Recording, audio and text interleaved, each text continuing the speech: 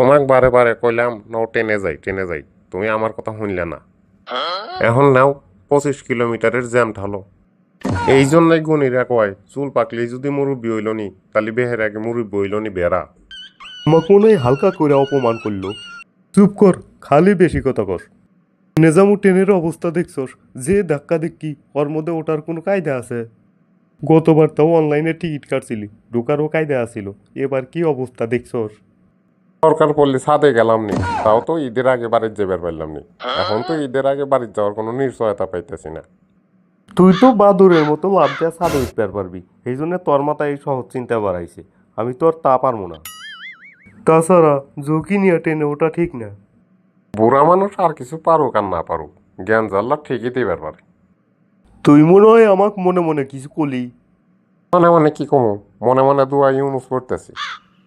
কিন্তু আমার মাথায় একটা জিনিস ঢুকতেছে না। 4 লেনের রাস্তা, গতবারও তো দেখছিলাম রাস্তা ফাঁকাই আছে, এবার আবার রাস্তায় কি হইলো?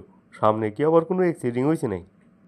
যমুনা সেতু টোল নেওয়া বলে বন্ধ হয়ে গেছে, এই জন্য বলে গাড়ি ঘোড়া জ্যাম বেজে গেছে। কে কে? টোল নেওয়া বন্ধ কে? টেহা কি বেশি হয়ে গেছে? সরকার আর নিবার পারতেছে না। টোল প্লাজায় নেট নাই, এই জন্য টোল নিবার পারতেছে না। দেহসি কথা, কয়েকদিন আগেই না দেশে শাটার লাইট নিয়ে আসলো। আরে চাচা, ওটা শাটার লাইট নে, শাটার লাইট নে, স্যাটেলাইট স্যাটেলাইট। ওই ওইলো, এই স্যাটেলাইট নিয়ে আসলো। তারপরেও যদি এরকম গুরুত্বপূর্ণ জায়গায় যদি নেট না থাকে, তো এই স্যাটেলাইট দিয়ে কি করবো আমরা? আমাদের দেশের সিস্টেমই তো ভালো না চাচা। এই সিস্টেম ভালো না হলে স্যাটেলাইটকে হেজাক লাইট দিয়েও কাম হবো না। মানুষের হাতে হাতে ফোন, তা করে ফোন চলতেছে, ব্যাগ চলতেছে, আর এইরকম গুরুত্বপূর্ণ জায়গায় বলে নেট থাকে না। আচ্ছা ভাইস্তা, এই যে মেলা মানুষ ফোনে হটস্পট দিয়ে নেট দেয়, তো এই মানুষ আল্লাহ হটস্পট দিয়ে নেট দিয়ে আল্লাহ চালু করে দিবার পারলো না। চাচা, তুমি লাস্টে কথা কও, মানুষে যদি শোনে তাহলে আমার মান সম্মান থাকবো না। ওটা হটপট না, হটপট না, হটস্পট। ওই হইলো, তাহলে খালি রাস্তা মেরামত করে আর লাভ হবো কি? এই রাস্তার টোল নেওয়ার জন্য যে নেট দরকার, এই নেট লাইনও মেরামত করা দরকার। তা না হলে তো ওই মানুষ ঘন্টার পর ঘন্টা এই জ্যামেই পইরা থাকবো। না, এখন দেখতেছি আগেই ভালো আছিলাম, রাস্তায় জ্যামে আটকা থাকা না নাই।